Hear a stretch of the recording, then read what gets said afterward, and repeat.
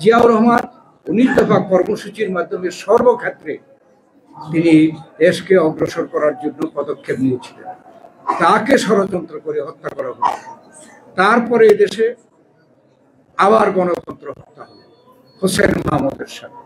এই ছাত্র জনতার নেতৃত্বে সেই এরশাদের হাত থেকে দেশকে রক্ষা করে পুনরায় গণতন্ত্র, আবার গণতন্ত্র 1/11-এর সময় আবার গণতন্ত্রকে হত্যা করে এই 1/11 আবার এই শেখ হাসিনাকে ক্ষমতায় বসিয়ে শেখ হাসিনার মাধ্যমে আমরা প্রায় 15 বছর আমরা গণতন্ত্রহীন অবস্থায় ছিলাম।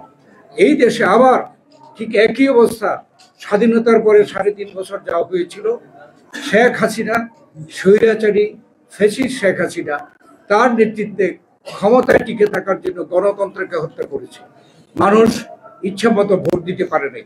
দেশে সেই আগের মতো বিনা বিচারে হত্যাকাণ্ড, গুম, আয়নাঘর, এই ধরনের নির্যাতন, আমাদের নেত্রী দেশনেত্রী বেগম খালেদা জিয়া বিনা অপরাধে মিথ্যা মামলায় এবং বানোয়াট মামলায় কারাগারে যেতে হয়েছে। তিনি অসুস্থ হয়েছেন কারাগারে। আমাদের ভারপ্রাপ্ত চেয়ারম্যান তারেক রহমান মিথ্যা মামলার শাস্তিপ্রাপ্ত হয়ে বিদেশে থাকতে বাধ্য হয়েছে। এর বিরুদ্ধে এদেশের ছাত্র জনতা আবার জেগে উঠেছে।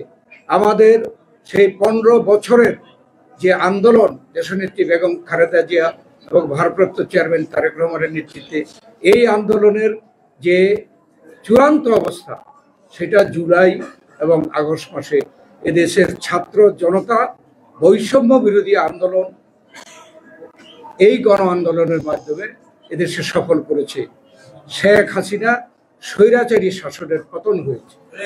আমরা সেই আন্দোলনের ফসল আজকের সরকার। এই সরকার নিরপেক্ষ, এই সরকার হলো অন্তর্বর্তীকালীন সরকার। আমাদের বুঝতে হবে, আমরা এই সরকার গঠনের পরে বাংলাদেশ জাতীয়তাবাদী দল বর্তমানে বাংলাদেশের সবচেয়ে জনপ্রিয় বৃহৎ দল। আমরা তাদেরকে সমর্থন করেছি। এই জন্য সমর্থন করেছি যে এই নিরপেক্ষ সরকার এদেশে একটি গ্রহণযোগ্য নির্বাচন দিয়ে জনগণের কাছে ক্ষমতা দিয়ে এই সরকারকে বিদায় হতে হবে। এর মধ্যে যে বিগত 15 বছরে যে অন্যায় অত্যাচার হয়েছে, সর্বক্ষেত্রে একটা সংস্কার করার জন্য আমরা এই সরকারকে সমর্থন দিচ্ছি। আপনারা দেখেছেন যে অর্থনীতিতে কি পরিমাণ লুটপাট হয়েছে। আমরা কিন্তু 15 বছর বক্তব্যে আমরা বলেছি, কিন্তু সেইভাবে আমরা ফিগার দিয়ে বলতে পারিনি। সেই দিন কিন্তু রিপোর্ট থেকে এটা পরিষ্কার জাতি জেনেছে এটা কিভাবে একটা দেশে হতে পারে।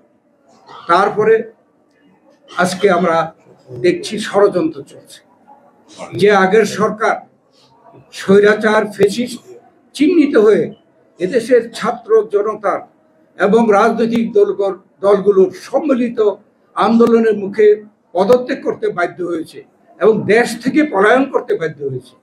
তারা আজকে অবশ্যই একটি দেশে আশ্রয় গ্রহণ করেছে এবং সেটা কিন্তু বৈধভাবে আশ্রয় গ্রহণ নয়, অবৈধভাবে একটি দেশে আছে।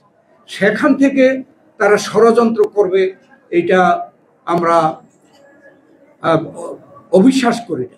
কেননা তারা চেষ্টা করবে, তারা পতিত একটি স্বৈরাচারী সরকার, তারা চেষ্টা করবে বাংলাদেশে একটা অশান্তি সৃষ্টির জন্য, আমাদের মধ্যে বিভেদ সৃষ্টি করার জন্য। সেই চেষ্টাগুলো যে করছে আপনারা নিজেরা সকলেই টের পাচ্ছেন।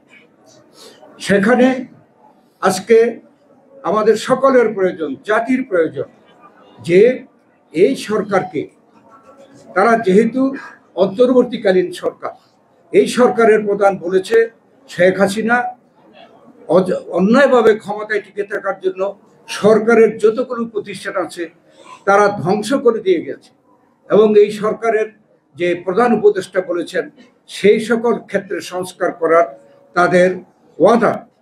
তাই আমরা আশা করছি যত দ্রুত সম্ভব এই সকল ক্ষেত্রে সংস্কার করে, বিশেষ করে সবচেয়ে গুরুত্বপূর্ণ এবং অগ্রাধিকার হওয়া উচিত নির্বাচনের ক্ষেত্রে, নির্বাচনের পদ্ধতির ক্ষেত্রে যথাসম্ভব দ্রুত সংস্কার সাধন করা এবং নির্বাচনের একটি রোড ম্যাপ দেওয়া।